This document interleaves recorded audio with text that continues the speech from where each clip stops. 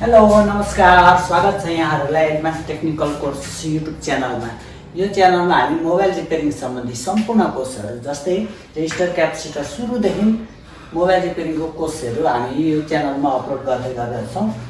सबैभन्दा सुरुदेखि हामी जस्तो मोबाइल रिपेयरिङमा पढाउँछौँ त्यस्तै यो युट्युब च्यानलमा भिडियो बनाएर पोस्ट गर्ने विचारले यो च्यानल हामीले सुरु गरेको छौँ।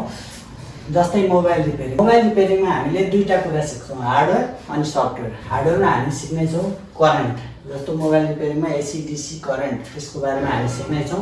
मोबाइल रिपेयरिङका टुल्सहरू, हामीलाई मोबाइल रिपेयरिङ गर्नलाई के टुल्सहरू चाहिन्छ त्यसको बारेमा हामी सिक्नेछौँ। मोबाइल रिपेयरिङमा के पार्ट्स हुन्छ हामी पार्ट्सको बारेमा सिक्नेछौँ मोबाइल रिपेयरिङका लागि।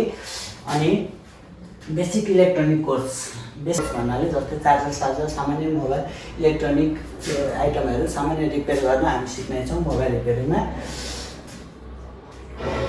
अनि मोबाइलमा प्र्याक्टिकल, हामी सुरुदेखि प्र्याक्टिकल ज्ञान, जस्तै आइरन पकड्नेदेखि लिएर जोड्ने, निकाल्ने, लाउने, आइसीहरू निकाल्ने, विभिन्न कम्पोनेन्टहरू निकाल्ने, मसिना कम्पोनेन्टहरू निकाल्ने, लाउने, सुरुदेखि हामी बेसिक कोर्समा सिकाउने गर्दछौँ। अब करेन्ट के हो त? करेन्ट भन्ने जानकारी हामी दिनेछौँ। करेन्ट भनेको के हो? अब मोबाइल रिपेयरिङमा विभिन्न टुल्सहरूको, जस्ता बोर्डका बारेमा विभिन्न टुल्सहरूको फुल फर्म सुरुमै सिकाउने गर्दछौँ। टुल्सको परिचय, टुल्सले के काम गर्छ, यो टुलले के काम गर्छ, यी विभिन्न मोबाइल रिपेयरिङका टुल्सहरू हामीसँग छन्। यी टुल्सहरू सम्पूर्ण टुल्सको परिचय र यसले के काम गर्छ प्र्याक्टिकल रूपमा हामी सिकाउने गर्दछौँ।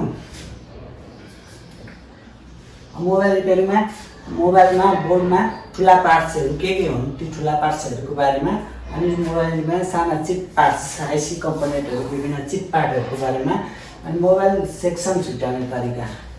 अनि हामीले बेसिक कोर्समा मोबाइल कुन सेक्सनहरू छुट्याउँछौँ, हामी बेसिक कोर्समा सबै सेक्सनहरू हामी पढ्नेछौँ। हामी सुरुदेखि मोबाइल रिपेयरिङ सिक्नेछौँ। अब यहाँ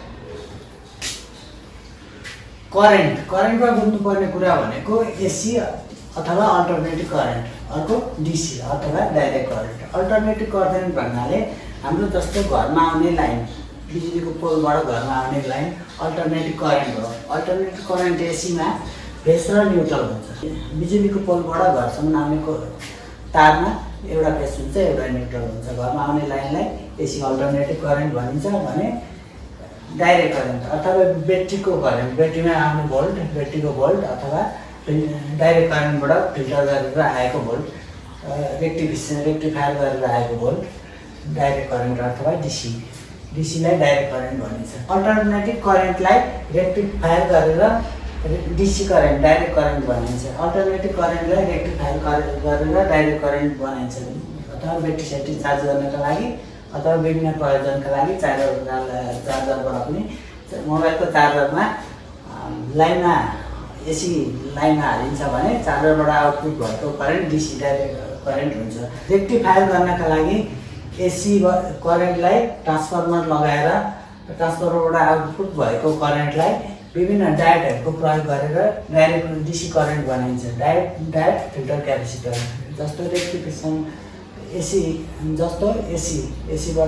आएको करेन्ट फेस र न्युट्रल हुन्छ भने यसमा कोइल लागेर आउटपुट हुँदाखेरि पनि फेस र न्युट्रल दुईटै पोइन्टमा फेस न्युट्रलै भएर आएको हुन्छ। यसमा फिल्टर अथवा रेक्टिफायर गर्नका लागि यो करेन्टलाई डिसी बनाउनका लागि एसी नै आएको हुन्छ। ट्रान्सफरबाट आउटपुट भएर पनि यो एसी करेन्टलाई डिसी बनाउनका लागि रेक्टिफायर गरिन्छ। डायोडको प्रयोग गरेर रेक्टिफायर गरिन्छ। जस्तो यहाँबाट आएको करेन्ट चारवटा डायोड कनेक्सन गरेर यहाँ रेक्टिफायर गरेर देखाइएको छ। यसरी एसी करेन्टलाई रेक्टिफायर गरेर डिसी करेन्ट बनाइन्छ। विभिन्न ब्याट्रीहरू चार्ज गर्नका लागि, मोबाइल चार्ज गर्नका लागि अथवा एसी लाइनको डिसीमा प्रयोग गर्नका लागि। सामान्यतया करेन्टको दुईटा युनिट हुन्छ, एउटा एम्पियर, एउटा भोल्टेज। एम्पियरलाई एले जनाइन्छ भने भोल्टेजलाई भी जनाइन्छ। एम्पियर भनेको कुन सामानले कति लोड लिएको छ, कति भोल्टेजमा कुन सामानले कति लोड लिएको छ भनेर नाप्नेलाई एम्पियर भनिन्छ भने त्यसमा कति भोल्ट छ भनेर नाप्नेलाई भोल्टेज भनिन्छ। भर्खरै क्यामेराको अगाडि बोल्ने प्रयास गर्दैछु। साउन्ड त खासैकै राम्रो छैन, त्यही पनि यति हेरिदिनु भयो। नबुझेका कुरा सोध्नु होला, जानेसम्म सिकाउने प्रयास गर्नेछु। मोबाइल रिपेयरिङ सम्बन्धी सम्पूर्ण कुराहरू सिकाउने प्रयास गर्नेछु।